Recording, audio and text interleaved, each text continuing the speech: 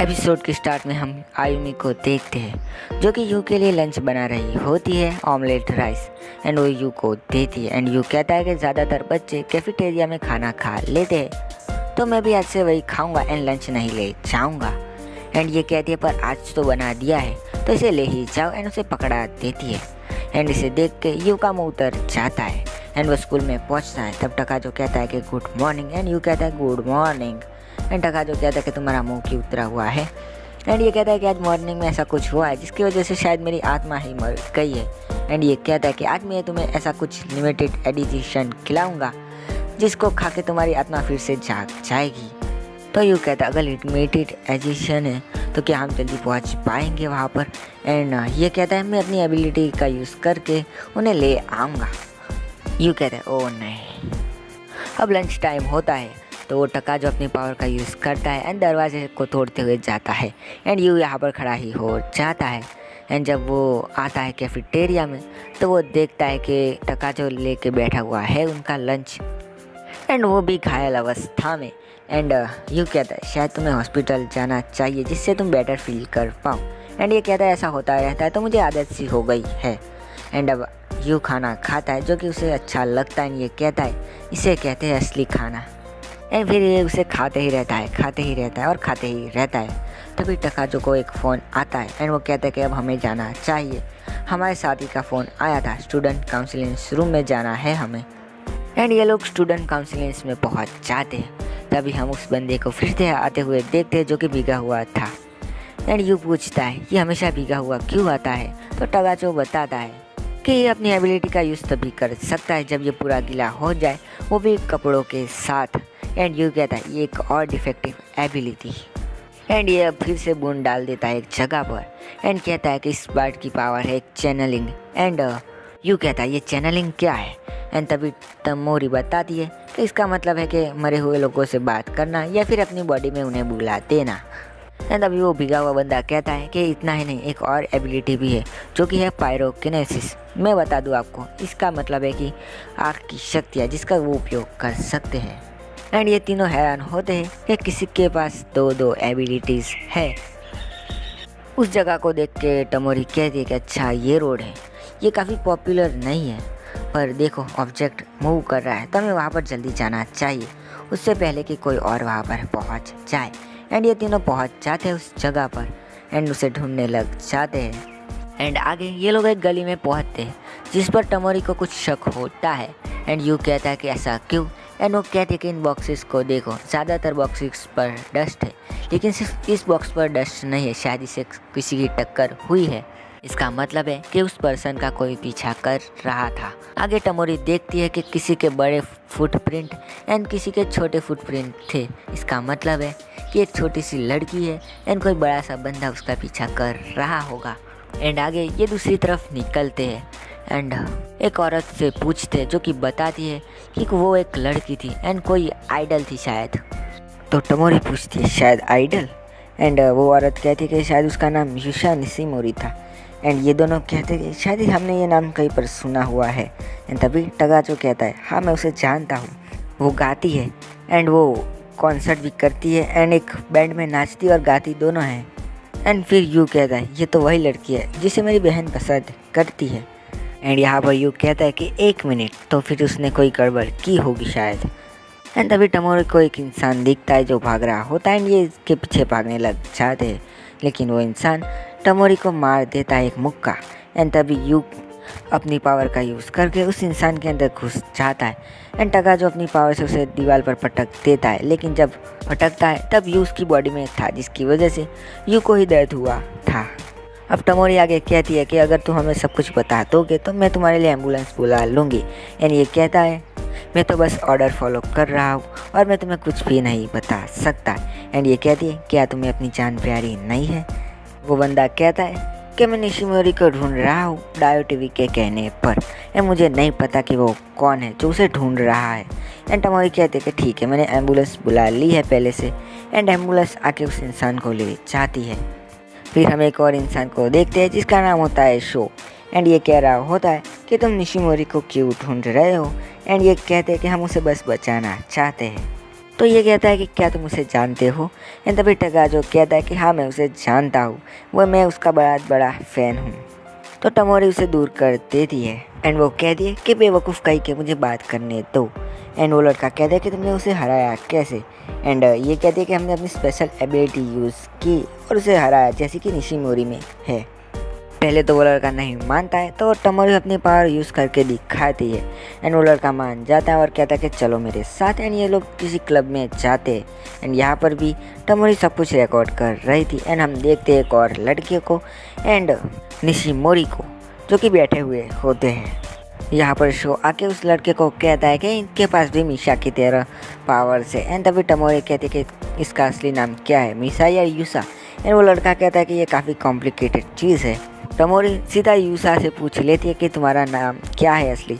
And तभी फिर से टगाजो आ जाता है और कहता है कि तुम्हारा नाम है यूसा। एंड फिर टमोरी उसे लात मार के दूर कर देती है एंड कहती है कि मुझे बात करने दो। अब यू ये सुन के कहता है कि तुम्हारा नाम कुछ स्टेज जैसा लगता है ना। एंड ये कहती है कि हाँ, पर इसका मतलब होता है कि ब्लैक फेदर, जो कि एक आइडल के लिए अच्छा नहीं लगता है, तो उन्होंने मुझे ये नाम दे दिया। एंड इसका मतलब है कि जो कि इसके साथ रहते हैं बैंड में उन लोगों ने। हाँ, आगे टमोरी कहती है कि कभी कभी तुम कुर्बानी नहीं होती है ना। एंड तभी वो लड़का कहता है कि तुम्हें ये कैसे पता है। एंड उस लड़के को टमोरी कहती है कि मैं तुमसे बात नहीं कर रही हूँ। एंड फिर यूसा से कहती है इसके बारे में, तो यूसा कहते हैं कि शायद ये स्लीप वॉकिंग है, कभी कभी मैं सो जाती हूँ और चलते चलते कहीं चली जाती हूँ। एंड जब जागती हूँ तो किसी और जगह पर ही खुद को पाती हूँ। एंड डॉक्टर्स का कहना है कि मेरे अंदर स्पिरिट पर्सनैलिटी है। तो मैं आपको ये बात बताना चाहता हूँ कि इसके पास जो पावर है उसकी वजह से ये ऐसा होता है। एंड उसकी बहन उसके अंदर आ जाती है जो कि मर चुकी है पहले ही। खैर चलो अब आगे बढ़ते हैं। टमोरी कहती है कि कोई बात नहीं। एंड उस लड़के से कहती है कि इसके पास चैलेंजिंग पावर है जिसकी वजह से ये मरे हुए को अपनी बॉडी में ला सकती है। एंड मिशा कौन है ये पूछती है। एंड तभी वो लड़का बताता है कि मिशा उसकी बड़ी बहन है जो कि हाल ही में 6 महीने पहले मर गई थी। एंड तभी हम देखते हैं कि उसके अंदर मिशा की आत्मा आ जाती है। वो आगे कहती है कि बेवकूफ़ हो, मेरे बारे में अजनबी को बताना बंद करो। एंड हम देखते हैं कि ये बिल्कुल यूसा ऑपोजिट है एंड ये काफ़ी गुस्सेल भी है। एंड चारों को आग लगाने चली लग जाती है एंड फिर आग को बुझा भी देती है।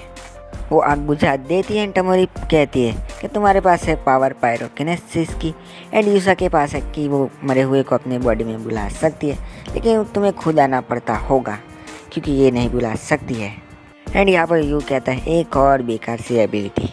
एंड टमोरी पूछती है कि इन दोनों से तुम्हारा क्या रिलेशनशिप है। एंड ये कहती है कि ये बस मेरे पुराने दोस्त हैं अच्छे। टमोरी कहती है तुम्हें पता है कि तुम्हारी बहन का पीछा क्यों किया जा रहा है। एंड तभी वो लड़का एक आईपैड निकालते हुए कहता है कि इसकी वजह से एक बार यूसा इसे उठा लाई थी, ये ब्रॉडकास्टर का है, इसमें उसके कई बुरे काम एंड गुने एंड घपले भी है और गंदे काम किए हुए भी है, वो भी रिकॉर्ड। और मैं आपको ये बात बता दूं कि इसकी वजह से पुलिस इसे पकड़ भी सकती है उस बंदे को। खैर टमोरी कहती है कि शायद जीपीएस की वजह से उन्होंने तुम्हें ट्रैक कर लिया होगा। अगर इस चीज़ को वापस कर देते तब भी मुसीबत कम नहीं होगी। अगर पुलिस को देते तो इसे इंडस्ट्री से निकाल दिया जाएगा। एंड तभी मिशा कहती है कि मैं उसे आग लगा के मार डालूंगी। इस बात पर टमोरी से बेवकूफ़ कहती है और कहती है कि इसकी वजह से तो तुम्हारी बहन को ही प्रॉब्लम हो जाएगी एंड उसे जेल भी हो जाएगी। एंड इस बात पर ये दोनों बहस करने लग जाते हैं। अब आगे टमोरी कहती है कि मेरे पास एक आइडिया है। इसके लिए मिशा मान जाती है, लेकिन तभी हम देखते हैं कि यूसा अपनी बॉडी में आ जाती है। एंड टमोरी उन 2 बंदों को भी मना लिया होता है इस प्लान के लिए एंड उनके लिए फायर सेफ्टी कॉस्ट्यूम मंगा लिए होते हैं। नॉर्मल वर्ड में कहूँ तो फायर प्रूफ जैकेट्स या कपड़े। एंड यहाँ पर यूसा कहती है कि शायद मैं सो गई थी। एंड टमोरी कहती है कि हाँ, एंड चलो मार्शमेलो खा लो। अब आगे टमोरी उन लोगों को फ़ोन करके बुला लेती है एंड वो लड़के प्रोड्यूसर के आदमी को दूर करके उनकी जगह पर खड़े हो जाते हैं। एंड आगे वो प्रोड्यूसर आ जाता है एंड यूसा से अपना फ़ोन मांगता है। एंड यूसा कहती है अगर मैं फ़ोन दूँ तो तुम मुझे परेशान तो नहीं करोगे। एंड वो कहता है कि अब तुम्हारा फ्यूचर नहीं है इस इंडस्ट्री में।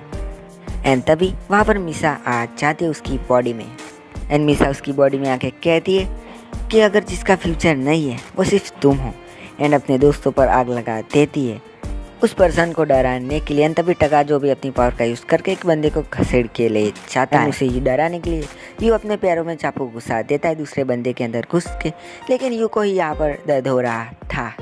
एंड टमोरी अपनी पावर का यूज़ करके उस बंदे को मारती है एंड उसके सामने गिरा देती है टमोरी। एंड वो इंसान कहता है क्या तुम यूसाही हो? एंड वो कहती है हाँ मैं एक और हो सकती हूँ और। एंड ये कहती है कि अगली बार मुझे परेशान करने का नाम भी मत लेना। एंड यहाँ से वो बंदा अपना फ़ोन लेके भाग जाता है। नेक्स्ट सीन में हम देखते हैं कि मिसा उसे शुक्रिया कह रही होती है टमोरी को इसके लिए।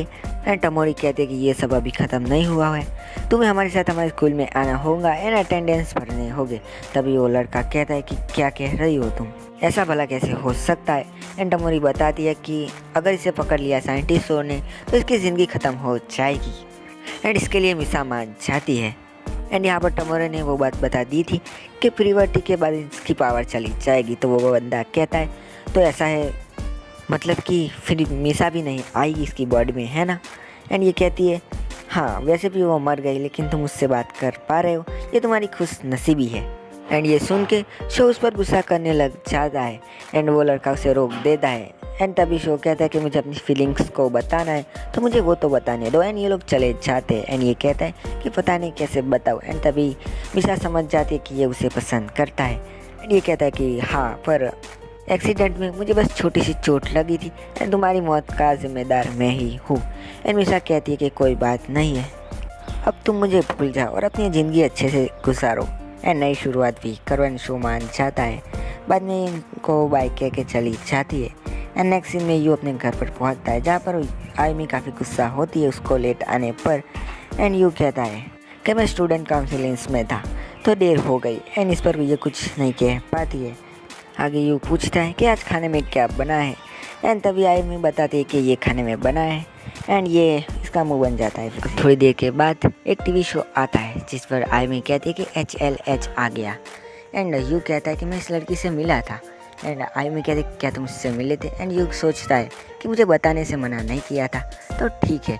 एंड एक्साइटमेंट के मारे आयमी के नाक में से खून निकलने लग जाता है। एंड यू उसे पोंछ लेता है एंड कहता है वाह। एंड यहाँ पर एपिसोड ख़त्म हो जाता है। Bye bye.